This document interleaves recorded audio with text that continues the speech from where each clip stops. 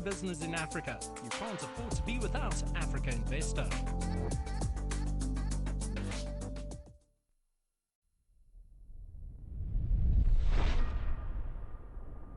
It's now my distinct pleasure to call on the Right Honourable former Prime Minister Raila Odinga to share a message with us. The floor is yours, sir.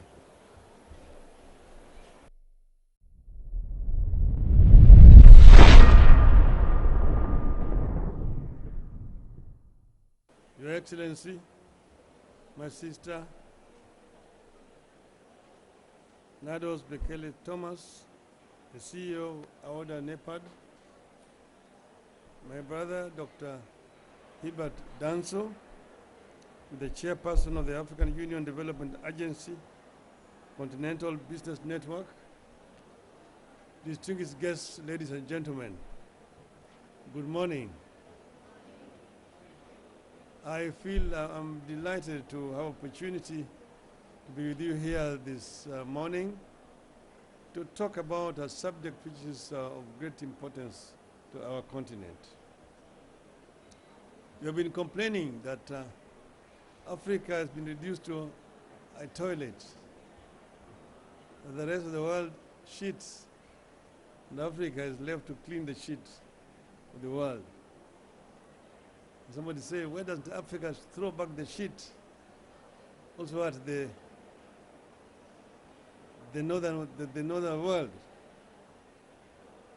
And then I say, meaning that Africa should also do the polluting. But then I said, no, Africans are more human. They say that two wrongs do not make a right. And that we want to show the world that it can be done differently. And that is why I am happy to talk about this subject today. We are talking, of course, at the time when everybody knows that the world is at almost a tipping point. And that unless something very drastic is done in the world is actually doomed. And therefore, it is very important for us as Africans to play our role in this exercise. We have, as Africa, great potentials. They say that in as far as natural resources are concerned, Africa is the richest in the planet Earth. But at the same time, it's a paradox that Africa is also the poorest in terms of living conditions of our people. And this is the paradox that we want to change and correct. So I'm honored to grace this very important African NDC Investment Summit, focusing on the power of institutional investor-public partnership to forge new and aligned partnership in the global and domestic asset partnerships, openers and African governments to invest for the long term in the immense opportunities offered by Africa by climate transition. We say that this is as well an opportunity. It's a challenge, but it also offers an opportunity for Africa. African institutional and global investors hold significant pools of capital, which are critical to tap into if we are to close the African climate finance gap. And we have a finance gap which we can actually close. Achieving this will require more capital to be deployed annually up to 2030 than has been delivered over the last 2 decades. And Hubert, I just told you, we're talking here about $3 trillion. And we believe that this amount of money can actually be brought in Africa if attractive conditions are created in our continent. This kind of unprecedented acceleration in both the pace and scale of financing demands changes the status quo by stakeholders in the continent and in the ecosystem reflective of our current global climate economy. In the foregoing, in forging the closer partnership and greater risk share between public and private financing, we stand to unlock and scale a pipeline of investable climate projects across the continent that will not only serve Africa, but also could serve the world. Getting this right is both a continental and a global imperative and offers a significant investment opportunity for both African and global institutional investors with long-term patient capital and a global investment mandate. The MDBs, the blended finance and philanthropies, will play a crucial role in creating and enabling that investment opportunity in concert with private finance. So in my capacity as the African Union High Representative on Infrastructure Development, I wanted basically to tell you that opportunity exists for Africans. Because Africa has got the resources. We have got the potentials in hydro, potentials in geothermal, potentials in wind and in solar, abundant potentials which we can actually harness to do this transition much faster. But we must create attractive conditions that will attract investors to come and partner with us on the continent. I know that is a challenge generally in the continent. I know that, see, there are quite a number of white elephant projects in the continent. Feasibility studies of themselves become industries in the African continent. A lot of money is being wasted in feasibility studies. You've got a study after a study after a study. Sometimes you find that the amount of money that is invested in feasibility studies far exceeds the amount of money that's required for implementation.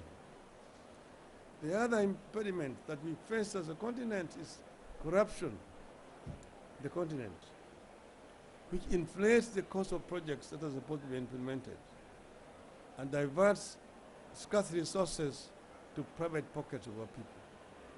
This is also an issue that we must address as a continent, because the scarce resources we have need to be used for the benefit of our people, not to benefit a few private individuals who are charged with the responsibility of implementing these projects on the continent. We have, I've mentioned, several projects that have been identified by the African Union in the field of infrastructure. We have the Grand Inga project in the DRC Congo. A lot of studies have gone into the Grand Inga. Up to now, we still are not seeing the project prospect of real implementation of the Inga. And if the Inga itself were implemented, we could generate up to 100 gigawatts of energy on the Inga alone. And that will help us really to create energy security in the continent. The cost of the energy itself is too high in some of the African countries that makes it very difficult to deal with our major enemy on the continent, which is poverty. Right now, there's a project which has just been signed between Morocco and the United Kingdom and UK. This is called Links Morocco project. It's about generating energy up to 10 gigawatts, both wind and solar, and then linking this through underwater submarine cable, 3,800 kilometers from Morocco all the way to the UK. It is intended to supply up to 8% of the UK's energy requirements. This is a project that's already been signed and is actually going on. It is a very successful example of a North-South cooperation in this field of green energy. There are other fields. You've got LNG, which is available in abundance in countries like Nigeria, Mozambique, Tanzania, and so on, which can also be developed properly and sold to the continent and also exported to the rest of the world. This will help to create energy security, energy self-sufficiency on the continent.